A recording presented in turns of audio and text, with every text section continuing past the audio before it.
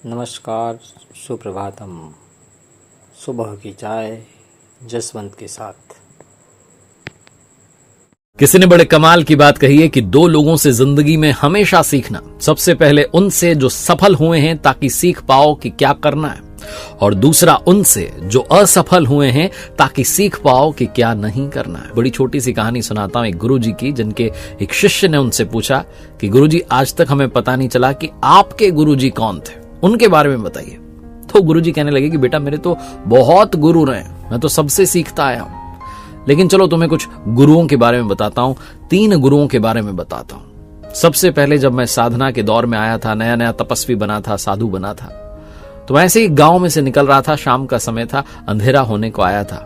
तब मैंने देखा कि एक बच्चा हाथ में मोमबत्ती जला करके उस मोमबत्ती को लेकर के मंदिर की तरफ जा रहा था। तो मैंने सोचा चलो इससे पूछते हैं, इसको अपने ज्ञान का प्रदर्शन करके बताते। मैंने उसे बुलाया और पूछा कि बेटा, तब जब तुम घर से निकले मोमबत्ती हाथ में लेकर के, तो ये बुझी हुई होगी, फिर तुमने इसे जला लिया होगा। उसने कहा हाँ जी हाँ जी।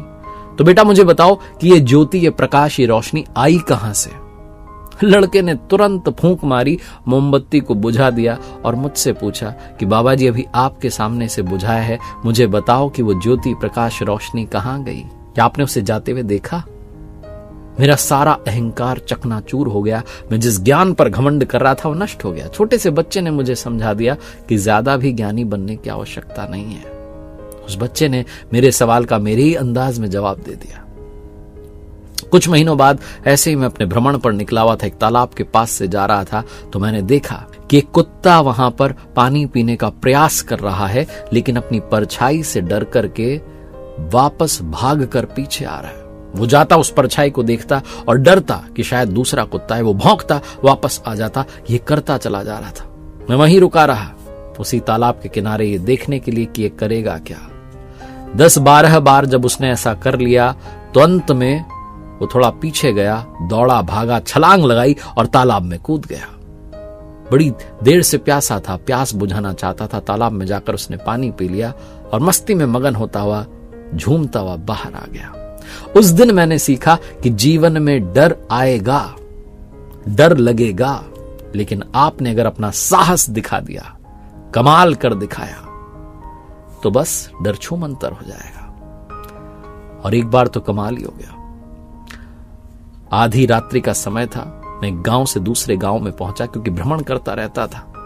उस गांव में पहुंचा तो परेशान था कि यहां किससे पूछूंगा, कौन बताएगा कि मंदिर कहां है, कहां जाकर के विश्राम करूंगा, कहां आसरा मिलेगा।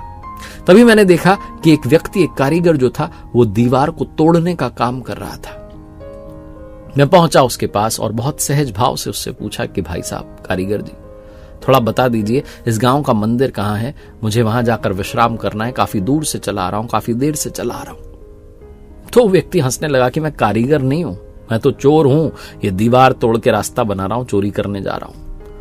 मैंने कहा चलो ठीक है, जो भी हो मुझे बता दो ना, मंदिर कहां है। उसने कहा मंदिर के तो अब दरवाजे अभी बंद होंगे, अब सुबह ही खुलेंगे, चलो मेरे साथ, मेरे घर पर, अगर आपको रुकने में आपत्ति ना हो, मैं चोर हूं, पहले ही बता रहा हूं। मैं उसके घर चला गया। बड़ा भोला इंसान था वो, लेकिन चोरी करता था। उसी समय मेरी तबीयत खराब हो गई, तो मैंने उससे कहा मैं 3-4 दिन यहां विश्राम करना चाहूंगा। उसी के घर पर रहा। जब भी वो चोरी करने जाता था तो प्रार्थना करके जाता था कि आज चोरी हो जाए।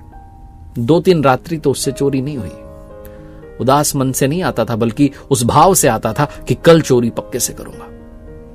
और एक रात्रि जब वो आया तो उसने बताया कि उसने सामान चुरा लिया। मैंने उससे कहा कि मैंने तुमसे सीखा है कि निरंतरता से अगर आगे बढ़ा जाए, प्रयास करते रहें तो जीत मिलेगी, लेकिन बुरा मत मानना, मैं कल सुबह राजा को बता दूंगा तुम्हारे बारे में, क्योंकि तुम्हें तुम्हारी भूल का प्रायश्चित करना जरूरी है। हट्टे कट्टे नौजवानों, चोरी करते हो, गलत बात है। उसने कुछ नहीं कहा। अगले दिन सच में मैंने राजा के दरबार में जाकर उसके बारे में बता दिया। राजा ने उसे बुलाया और शायद राजा ईमानदारी से प्रसन्न हुए। राजा ने उसे सजा नहीं दी, बल्कि उसे एक और अवसर दिया जीवन में सुधरने का। उस दिन के बाद शायद उसने चोरी छोड़ दी। मैं तो वो गांव छोड़कर आ गया, लेकिन ऐसे मेरे कई गुरु रहे। ये 3 गुरु मुझे याद आते हैं जो जीवन में बार बार अच्छी बात सिखाते हैं। एक बार फिर से वही बात कहना चाहता हूं कि जिंदगी सबसे बड़ी गुरु है। लाइफ से बड़ा कोई टीचर नहीं है। लाइफ हर दिन आपको लेसन्स देती रहती है, सिखाती रहती है। अगर आप सीखते रहेंगे और उन पर विचार करते रहेंगे तो आगे पक्के से बढ़ते रहेंगे। इसीलिए कहता हूं कर दिखाओ कुछ ऐसा कि दुनिया करना चाहे आपके दिन।